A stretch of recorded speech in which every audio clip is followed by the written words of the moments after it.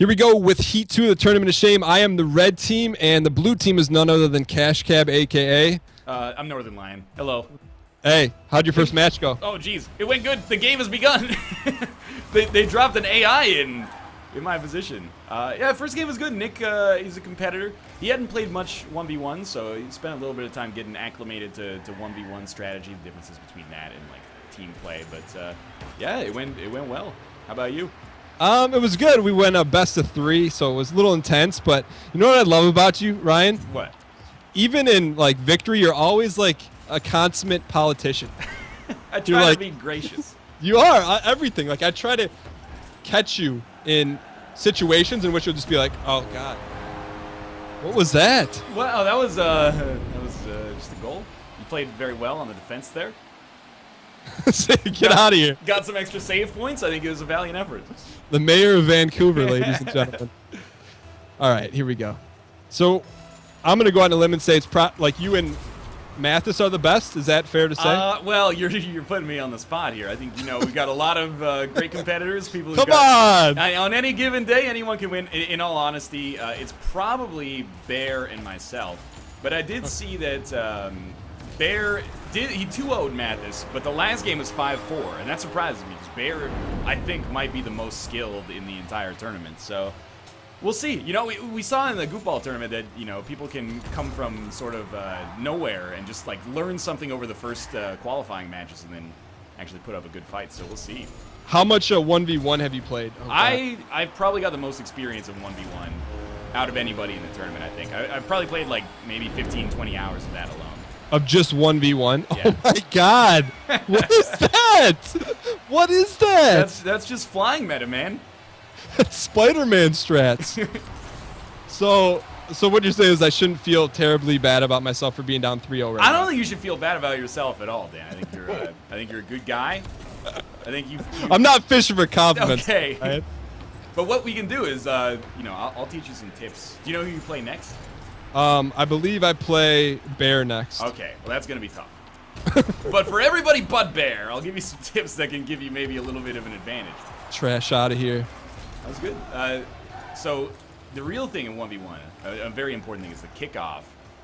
If you do a front flip, like go right for the ball right off the bat, and do a front flip right as you touch the ball, you will never lose the kickoff. You'll probably like end up tying a lot, but you'll never lose. Like, are you saying like half a frame before? Is it it's probably like, there's that last boost pad just before it. If you do it right as you hit the very last boost pad, that's probably, oh no. Get in there. That's a nice shot. Nice. That's probably where you want to time it in order to make it work. And then it just makes your car bigger so that the shot will not go over top of you. I got it. I'm laughing at you taking off midair. Like you were close to hitting that. Like that wasn't just guessing or like mashing buttons. No, it was a suboptimal attempt, I would say. But so right there, I just need to go after it. There's one situation in which you shouldn't, and that's if somebody's doing a front flip. If you stay back all the way in your net, you can usually get like an easy shot. But most of the time, you want to go for the front flip, and you'll tie. Did you see what I did? I don't know what that was, but I would probably recommend not doing that one in the future. I did the flip. Don't you double tap A? Oh, no, okay. Hit A once, and then very quickly it's like forward plus A to flip forward. Okay. That was... Right. I wouldn't recommend that strategy long term. That was good. That one is like textbook. All right, speaking of textbook, so you were recently in Toronto and you didn't go to Library Pub. I didn't go to Library Tavern. I went to many places with Michael L. Fox. We did not go to... I don't even think it's called Library Tavern. He told me it was called Museum Tavern. Yeah, I don't know why I call it Library Tavern. That's what they were saying, too. They're like, we don't know why he calls it Library Tavern. But it's honestly, this is not a paid endorsement, but it's one of the top 3 burgers I've had in life. And I'm kind of surprised, being from Ontario, you've never heard of it. I'm very surprised that's not a paid endorsement from a single, owner-operated restaurant in a city you don't live in. Are you sure that they didn't pay you to talk up their burger? No, yeah, I mean, it's not really famous, but Toronto's got a great food scene, so I'm not surprised. I had some delicious food while I was there. See, I was watching you right there. I was seeing how you were going to handle it. I thought you were going to do some like flying side flip. But when it's bouncing like mid-air in front of a goal and you're like lateral to it, what are you supposed to do? All right, so you're like, it's bouncing and you're sideways. Try to like get up next to it is one thing you can do. If you can't change your position, you can just get up next to it and then do like a side flip and try to give it like a little momentum. But sometimes there's nothing you can really do. Like, you just got to try to put it on net. Sometimes if I don't have a good shot, in 1v1, I'll just abandon it and like go get boost and then try to come back and get ball control later. Because the problem with 1v1 is that if you miss a shot, it oftentimes just like gives the opponent a really good chance to score. So, got it. But I don't know if that's like objectively the right strategy. No, I mean, now that you say that, it makes sense because like I'd have a near like scoring opportunity shot against Rob and I'd whiff, and then it'd be an almost automatic goal the other way. Yeah, you know? exactly. So you gotta be pretty confident. I can't believe that one went in, but you gotta be pretty confident on the shot, which is why I don't know. I kind of think you take like the good opportunities and leave the other ones. But if you can get like an obvious goal is the best. Second best is like a clear shot from like halfway across the field, because oftentimes someone will be out of position defensively. Oh, that was actually pretty good. So like that was a high quality scoring opportunity right there. Could have been, yeah. It depends on how you handle it. Like the wall is like your best friend in 1v1. You want to like bounce it off the wall, because the wall it gives you the perfect pass every time, you know? Yeah, you tell the wall where to put the ball. It's like you're passing it to yourself. It's the best teammate. If you're on a breakaway and you're not like centered up, what's your play? You ride it, you shoot it up against the right wall, and then sit patiently in front of the... The way I see it, there's two ways you handle it. So like you're taking it across midfield, you can smash it into the left or right wall, and then it'll get a bounce. Oh, I thought that would work. You'll get a bounce that'll like put it in front of the net, and then you can have a chance to just pot it in. Or you can try to kick it like into the curve on the wall, and then it'll kind of like swallow the ball and spit it up in front of the net. And like the idea is like around midfield, you hit it into the wall, and then you get yourself into position for where the ball's going to come out, I guess. Got it. Instead of like sticking with the ball the whole way, you just say, okay, I hit it here, it's going to come out here, and that's where we're going to try to get the goal. All right. I'm just replaying that one when I jumped clearly over the ball. I've never seen that one before. It was novel. It may work in the future. All right. So that's my practice round. Let's switch up teams. I'll go blue here. You went orange, right? Yeah. Okay. Cool. I just hit auto, but I got lucky. All right. It's a new ball game. It is indeed. Anything can happen, you know. Oh, I thought that was going in. Well, this is supposed to be the like counter. It's a front flip. If you just sit in your net, you get like a clear shot. But I didn't have enough juice on it to take it to the net. So were you planning on me doing the front flip meta right there? Yes. Dastardly. It makes me sound like a piece of shit, but I said the same thing to Nick. It does work, by the way. Front flip meta does work. There's just one counter to it that also has a good chance of working. I taught Nick the front flip meta, and then like twice I just sat in net while he did it and scored on him. All's fair in the tournament of shame, man. It's right but there don't you feel a little dastardly about that though? No, because it taught him a lesson.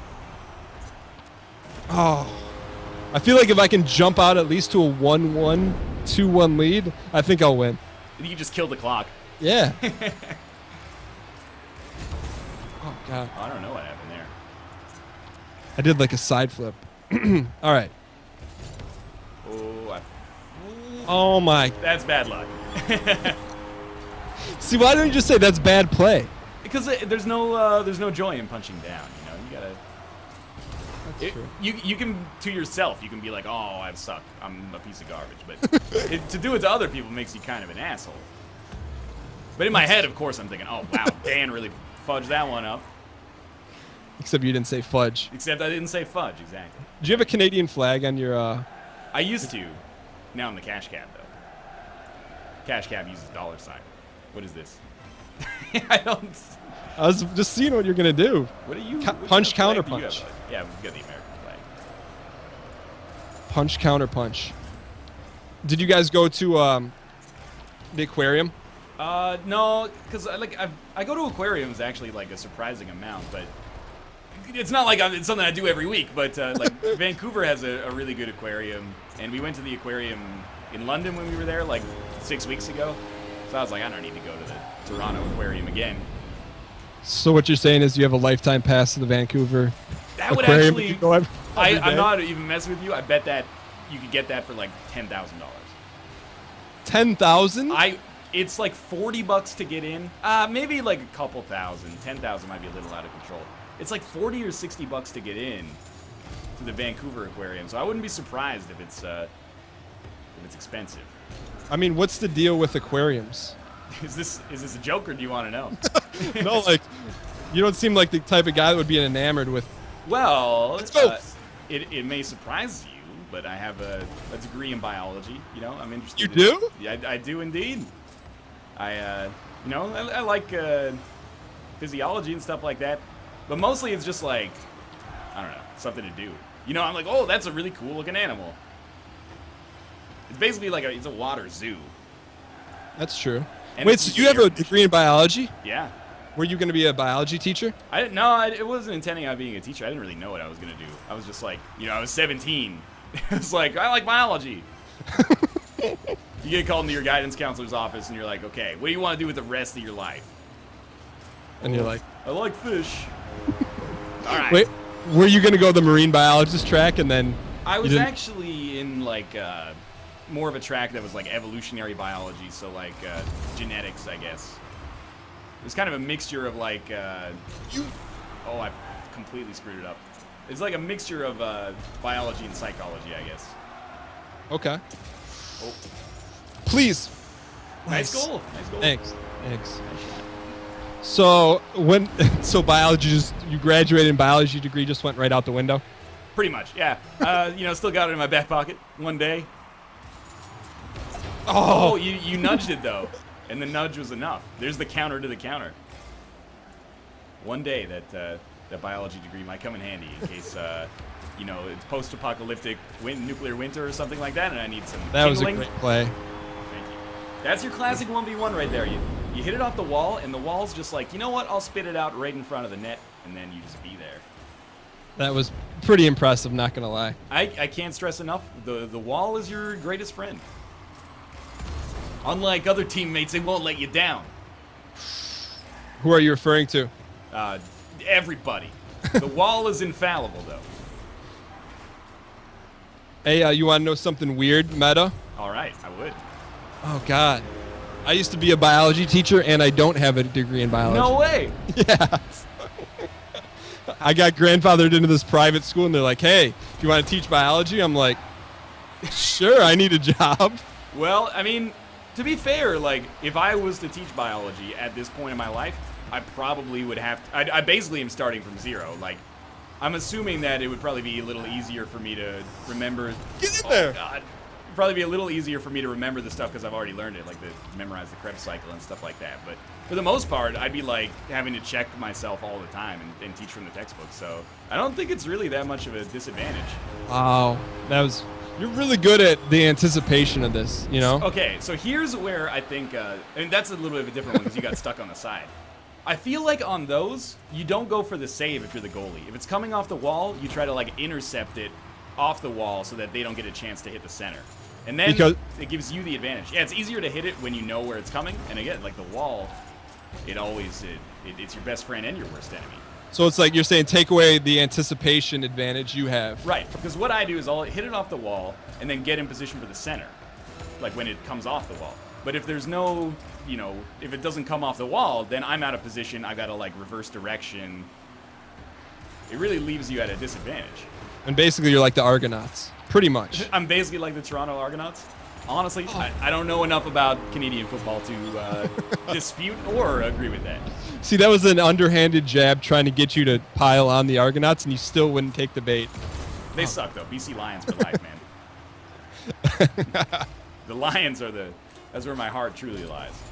Have you ever been to a BC Lions I walk? haven't, and we're like not very far away from the stadium, so it really seems like I should at some point. We were coming back from the airport, and we like drove by the stadium, and there were a bunch of sad BC Lions fans. We're like, I guess they just lost. Well, speaking of losing, I can say that I've gained some experience and a little bit of knowledge in this loss. Remember the kickoff meta. It's important. And then I think if it comes off the wall, try to intercept it. Unless it's high. If it's too high for you to get, that's anybody's ball. All right, so I got to ask you, heading into this thing, only having played 2 games, Yeah. who do you think is going to win this whole thing or has the chance to be in the finals outside of yourself? I think without being overly humble, you're probably looking at Bear and I with the greatest chance.